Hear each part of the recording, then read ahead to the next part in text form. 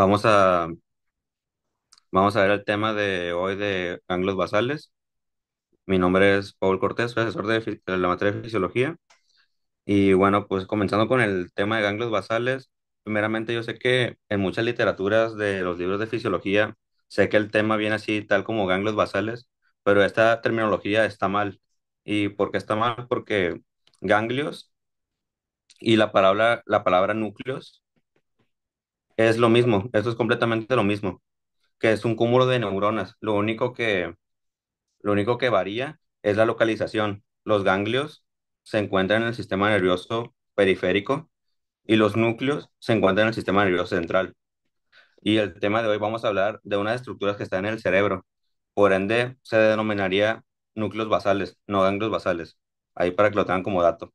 Pero bueno, comenzando de manera correcta ahora sí, los núcleos basales, ¿qué son? Pues es nada más un cúmulo de neuronas así agrupados, las cuales primeramente vamos a hablar sobre su división anatómica. Primeramente tenemos el núcleo caudado y tenemos también el núcleo lenticular, el cual el núcleo lenticular lo podemos dividir en dos, en el putamen y en el globo pálido. Hay algunas otras literaturas que también mencionan a la sustancia negra y el núcleo subtalámico como parte de los núcleos basales. Pero bueno, estos núcleos de manera anatómica, ¿dónde los podemos identificar? Bueno, primeramente, imagínense esta vista como un corte coronal, así, del cerebro. Para ponernos un poco en contexto de la anatomía aquí del cerebro, esto de aquí, a esto de color azul, serán los ventrículos laterales que están llenos de líquido cefalorraquídeo. Esta otra también sería otro ventrículo lateral. Esto de aquí sería el tercer ventrículo. Esta estructura de aquí sería el tálamo. Y esta pequeña cosita de aquí sería el núcleo caudado. Y esta que parece como una pirámide, así invertida, este es el núcleo lenticular, con sus dos porciones, el putamen y el globo pálido.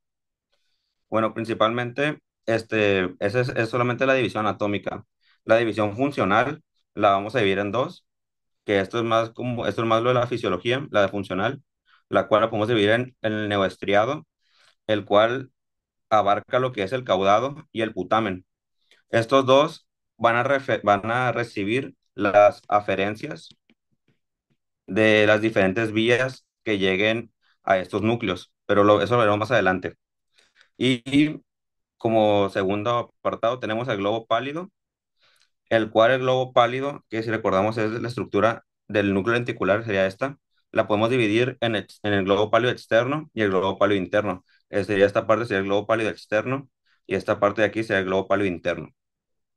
Bueno, los núcleos basales, para qué nos sirven? Los núcleos basales tienen que ver más que nada con el sistema extrapiramidal. ¿Qué es el sistema extrapiramidal? Bueno, tú en la vida cotidiana,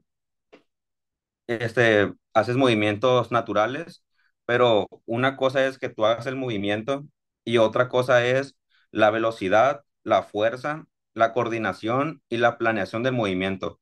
Todos esos factores es lo que implica el sistema extrapiramidal, el cual este sistema extrapiramidal está formado más que nada en su mayormente por los núcleos basales y por el cerebelo, pero hasta aquí solamente vamos a ver los núcleos basales. Y si hay alguna afección o una patología de los núcleos basales, vamos a tener más que nada trastorno del movimiento. Bueno, pasando ahora sí con la división anatómica, así muy sencilla de cada de estos núcleos. Primeramente empezaríamos con el núcleo caudado, el cual el núcleo caudado lo dividiremos en cabeza, cuerpo y cola. Si hacemos una división aquí, esto de aquí sería la cabeza. Esta parte de aquí aproximadamente sería el cuerpo y esto que resta sería la cola. La cola del núcleo caudado se relaciona más que nada con el núcleo amigdalino, que sería esta bolita naranja. El núcleo amigdalino no es parte de los núcleos basales. El núcleo amigdalino tiene más que ver con el sistema límbico, pero solamente pues, se lo digo como dato.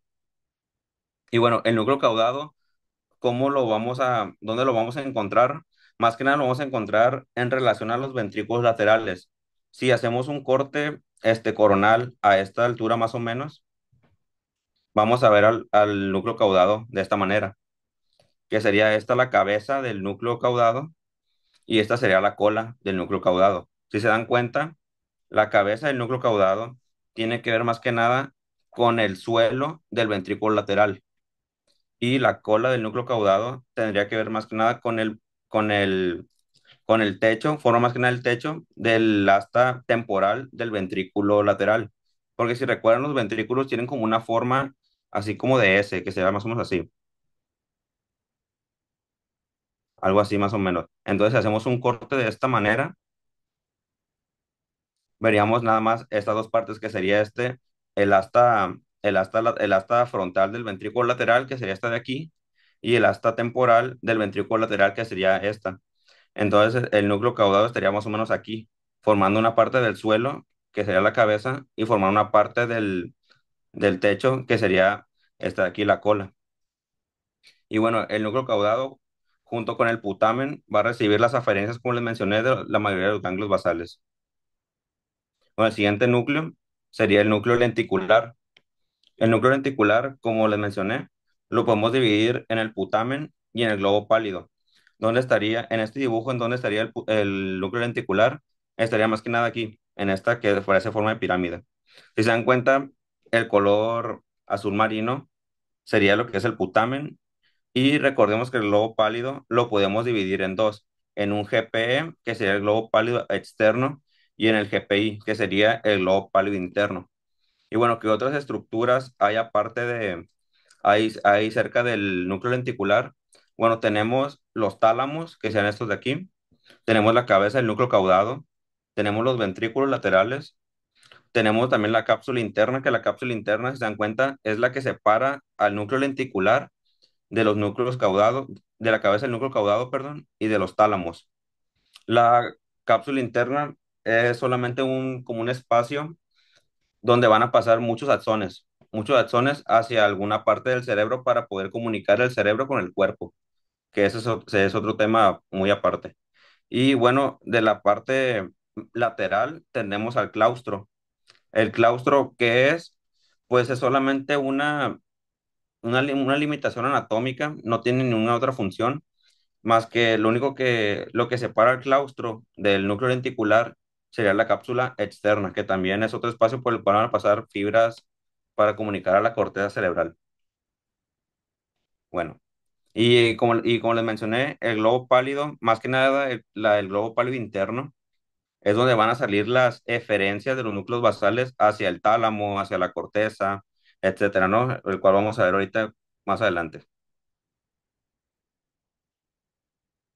Bueno, como les mencioné, algunas literaturas también mencionan al núcleo subtalámico de Lewis, el cual, si lo vemos en este dibujo, para ponernos un poco en contexto, este de aquí sería el ventrículo lateral, este aquí sería el otro ventrículo lateral, este sería el tercer ventrículo, esto de color verde sería el tálamo, los tálamos, este de aquí sería el núcleo lenticular con divididas en el putamen y el globo pálido externo y el globo pálido interno.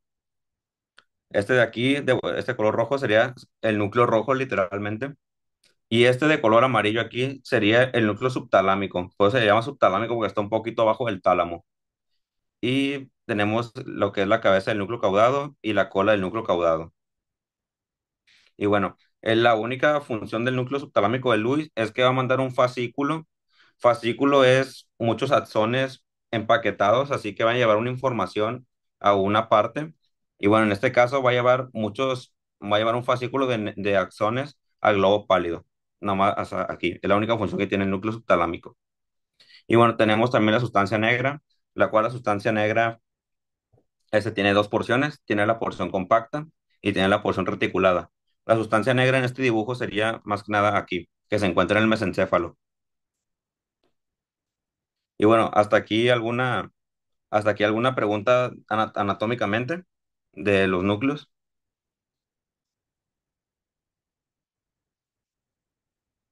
No, todo bien. Ok, bueno, ahora sí pasando a lo interesante que es la fisiología. Este, recordemos que los núcleos basales, manejan, bueno, no manejan, controlan todo lo que es la coordinación, la planeación, la velocidad y la fuerza del movimiento. Lo puedes asimilar con cosas de la vida cotidiana, como por ejemplo que estás corriendo y te quieres detener, entonces tu cuerpo va a mandar fibras inhibitorias para que te detengas. O el hecho también de estar, patear una pelota de fútbol, tienes que darle una cierta fuerza, una cierta movilidad a tu pierna. O qué más, o nomás quedarte así quieto. También tu cerebro te va a mandar acciones inhibitorias para que pues no te muevas y te quedes quieto, ¿no? Pero bueno, aquí les hice un pequeño esquema donde tenemos al núcleo lenticular, el núcleo subtalámico y el tálamo y la corteza. Bueno, los núcleos basales van a mandar la señal a través de dos vías, el cual sería la vía directa, la cual esta va a facilitar el movimiento, o en otras palabras, va a hacer que el movimiento sea más rápido. Y tenemos la vía indirecta, la cual va a inhibir el movimiento o que va a hacer el movimiento más lento. Bueno, si le hacemos un pequeño zoom así muy grande al putamen, que recordemos que el putamen es de anatómicamente, bueno, funcionalmente es de las partes que recibe las aferencias de las diferentes estructuras del sistema nervioso. Si le hacemos un pequeño zoom, vamos a mirar dos tipos de neuronas, las cuales van a funcionar, perdón, con dopamina, o sea, van a ser neuronas dopaminérgicas. Tenemos las neuronas D1 que tienen el receptor D1 y las neuronas que tienen el receptor D2. Las neuronas con el receptor D1 van a funcionar, bueno, no van a funcionar, van a estar implicadas en la vía directa y las neuronas D2 van a estar implicadas en la vía indirecta. Bueno, con el color rojo voy a, voy a escribir la vía indirecta o le voy a explicar cómo se forma. Bueno, la vía indirecta, ay, perdón, ahí está. La vía indirecta. Primeramente, todavía va a iniciar en el putamen. Tanto la sustancia negra, que por ejemplo aquí la sustancia negra, como la corteza cerebral, le va a mandar axones, le va a mandar información al putamen, el cual el putamen solamente lo que va a enviar unas fibras al globo pálido interno, que recordemos que el globo pálido interno es la parte de los núcleos basales donde están las eferencias para las diferentes estructuras. El putamen al globo pálido interno le va a mandar axones inhibitorios, o sea, le va a mandar acciones que funcionen con GABA. Recordemos que el GABA es un neurotransmisor por excelencia del sistema nervioso central. Entonces va a mandar fibras inhibitorias al globo pálido interno. El globo pálido interno, por ende, este globo pálido interno en funciones normales tiene una función inhibitoria sobre el tálamo. Así, le va a mandar, este, le va a mandar fibras inhibitorias también que funcionan con GABA al tálamo. Entonces, si el putamen le envía fibras inhibitorias al globo pálido interno, el globo pálido interno ya no va a poder enviarles fibras inhibitorias al tálamo. ¿Por qué? Porque el globo pálido interno ya está inhibido, está apagado por el putamen. Entonces, el tálamo por naturaleza, manda fibras excitatorias a la corteza cerebral.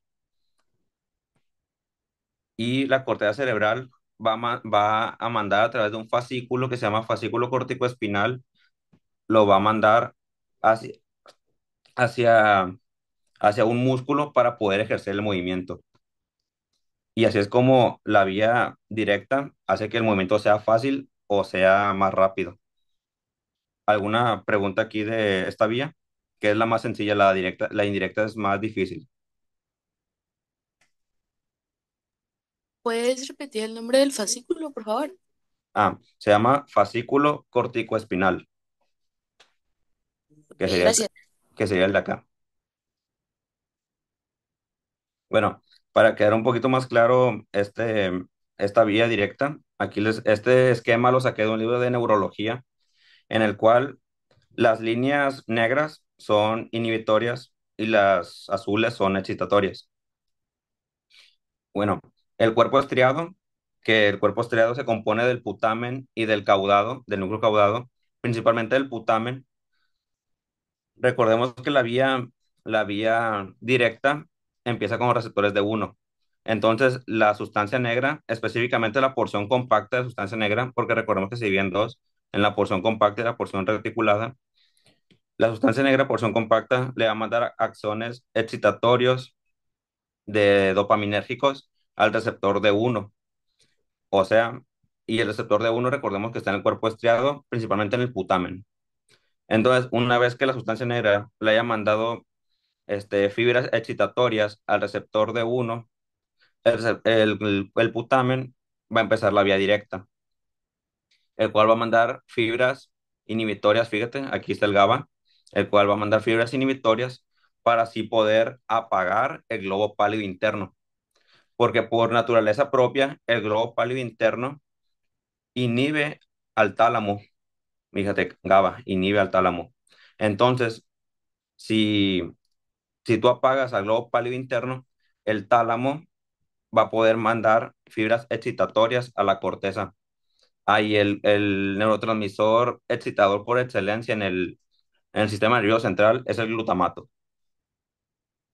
Y bueno, este es un esquema un poquito más sencillo. Bueno, dejen borro la vía. Si quieren tomarle captura a esta vía para no borrarla, porque la ocupo borrar. Bueno, no, la voy a hacer un pequeño espacio de la vía indirecta. Bueno, con negro vamos a hacer la vía indirecta, la cual es un poco, como les digo, un poco más complicada. Pero bueno, igualmente de la sustancia negra, principalmente la sustancia negra, le va a mandar fibras al putamen, pero ¿por qué la vía indirecta es indirecta? Porque implica un poco más de estructuras y un poco más de vías que la vía directa. Mira, porque fíjate la vía directa solamente llegó una fibra al putamen y del putamen aquí al globo pálido y el globo pálido le mandó aquí y ya solamente. La vía indirecta empieza primeramente del núcleo subtalámico. Vamos a decir que el núcleo subtalámico le manda fibras excitatorias al globo pálido interno. Y recordemos que el globo pálido interno, por naturaleza propia, manda fibras inhibitorias, o sea, GABAérgicas, al tálamo, específicamente al núcleo ventroanterior y ventrolateral del tálamo. Pero el núcleo subtalámico primeramente se inhibe, luego lo inhibe el globo pálido externo, o sea, es GABA también. Entonces, al estar el núcleo subtalámico inhibido por el globo pálido interno, por el globo pálido externo, perdón, no le va a poder mandar fibras excitatorias al globo pálido interno. Pero aquí es donde ya entra el putamen. El putamen le manda fibras inhibitorias, o sea, también GABA, al globo pálido externo. Entonces, el putamen está apagando, bueno, está inhibiendo la inhibición del globo pálido externo. Y al estar el globo pálido externo inhibido por el putamen, no hay bueno, el globo pálido externo no va a poder inhibir al núcleo subtalámico. Entonces el núcleo subtalámico, como no va a estar inhibido, va a poder mandarle fibras excitatorias al globo pálido interno.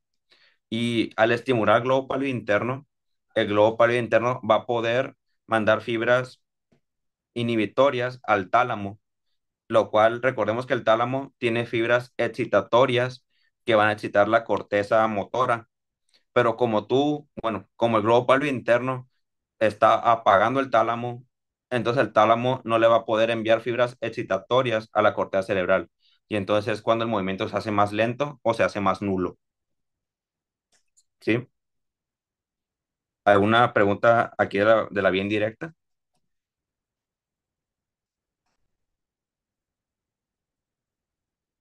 ¿No? Creo que no. Bueno, ok. Bueno, en el esquema del libro de neurología, sería así: la sustancia negra, porción compacta, igual le manda fibras inhibitorias de dopamina al D2, o sea, al receptor D2 que está en el putamen principalmente. Entonces, el putamen, como se vio, va a empezar la vía indirecta y le va a mandar fibras inhibitorias al globo pálido externo. Fíjate, igual GABAérgicas inhibitorias.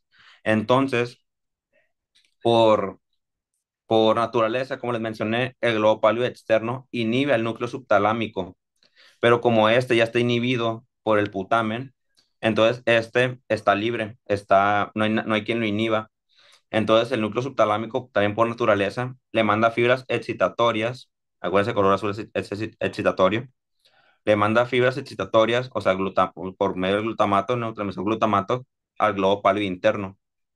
Y como el núcleo subtalámico de Lewis está estimulando de manera excitatoria al globo pálido interno, el globo pálido interno va a cumplir su función natural de mandar fibras inhibitorias, o sea, GABAérgicas, al núcleo ventrolateral y núcleo ventroanterior del tálamo.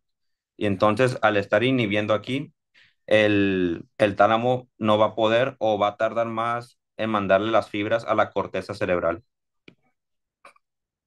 ¿Sí? Esta es la fisiología normal de los ganglios basales, así a grandes rasgos. ¿Alguna pregunta aquí de la vía directa, indirecta o algo anatómico? ¿No? Bueno, vamos Yo, a ver, le voy a explicar, ¿sí? que sí, ¿qué libro recomiendan para estudiar esta parte? Que esté más fácil. Ganglios basales. Sí. Eh, el Guyton es buen libro de ganglios basales. También si te quieres meter un poco a leer un poco de neurología, lo puedes complementar con libros de neuro y te puedo recomendar el Adams de neurología. Ahí viene, también viene escrito. Si quieres ahorita les paso el libro por el grupo de neurología, ese libro. Ahí es buen libro para leer ese. Ah, O bueno. sea, si se dan cuenta aquí ya estamos integrando con una materia de medicina interna que es neurología, que es lo que les expliqué las primeras clases. Que para saber la fisiología ya puedes entender algo de neurología. Bueno, ¿alguna otra pregunta? ¿No? Bueno, digo, vamos a ver dos enfermedades de los ganglios basales, uno de las más comunes. Primeramente vamos a ver un trastorno hipercinético, el cual uno de los más comunes es la Corea de Huntington, donde aquí hay que usar un poco la lógica. Si el paciente se está moviendo mucho, o sea, trastorno hipercinético, o sea, tiene mucha movilidad. Entonces, la vía indirecta, que recordemos que es la vía que inhibe el movimiento, es la que está afectada. Porque fíjate cómo está ahora el esquema este del libro de neurología. Fíjate cómo está. Y fíjate cómo estaba el normal. Hay varias anomalías en diferentes partes del recorrido de la vía indirecta. Bueno, vamos a empezar para ver dónde está la falla aquí. Como les mencioné, está afectada la vía indirecta, por ende, es en el receptor D2. Igual la sustancia negra, la porción compacta le va a mandar fibras inhibitorias dopaminérgicas al cuerpo estriado, o sea, al putamen principalmente. Y aquí es donde el cuerpo estriado va a batallar para poder inhibir al globo pálido externo. Porque si recordamos, el putamen inhibía al globo pálido externo mediante GABAérgicas. Va a batallar un poquito más para poder inhibirlo. Entonces, como va a batallar un poquito más para inhibirlo, el globo pálido externo no hay quien lo inhiba. Entonces hay una gran inhibición. ¿Ves cómo está la flecha? Así estaba muy gorda. Va a tener una gran inhibición el núcleo subtalámico de Lewis. Entonces, recordemos que el núcleo subtalámico manda fibras excitatorias, o sea, de glutamato, al globo pálido interno. Pero como hay una inhibición muy grande en el núcleo subtalámico, va a batallar para poder excitar sí, para poder excitar al globo pálido interno. Entonces, como va a batallar para que alguien excite al globo pálido interno, el globo pálido interno va a batallar también para poder inhibir al tálamo, al núcleo ventrolateral y ventroanterior del tálamo. Y recordemos que el tálamo tiene vías, por naturaleza propia, tiene vías excitatorias sobre la corteza cerebral. Entonces, como no hay quien inhiba al tálamo, el tálamo va a mandar así una gran excitación a la corteza. Por ende, los pacientes con Corea de Huntington, o Corea significa que el paciente danza. los pacientes con Corea de Huntington siempre están así como bailando sin ritmo, bailan mucho, se mueven muy rápido, así como esta imagen de aquí. Si quieren, ahorita que acabe la clase, busquen en TikTok así Corea de Huntington y van a ver cómo el paciente se mueve así se mueve sin ritmo, se mueve muy, muy rápido. Y bueno, esta fue una de las patologías que fue la Corea de Huntington, y así lo puede ser relacionado con varias patologías del trastorno hipercinético. Y bueno, una de las otras patologías de las más comunes y que la conocen mucha gente que no, aparte de que no estudia medicina, es la enfermedad de Parkinson. La enfermedad de Parkinson es un trastorno hipocinético, donde, donde en este trastorno hipocinético, muchos pensarían que el Parkinson, pues ya que a los pacientes con Parkinson les tiemblan mucho las manos, pues, pero no, esa es otra cosa aparte. Los pacientes con Parkinson, no sé si ustedes hayan visto uno, tienen un tipo de marcha muy lenta, muy, muy lenta.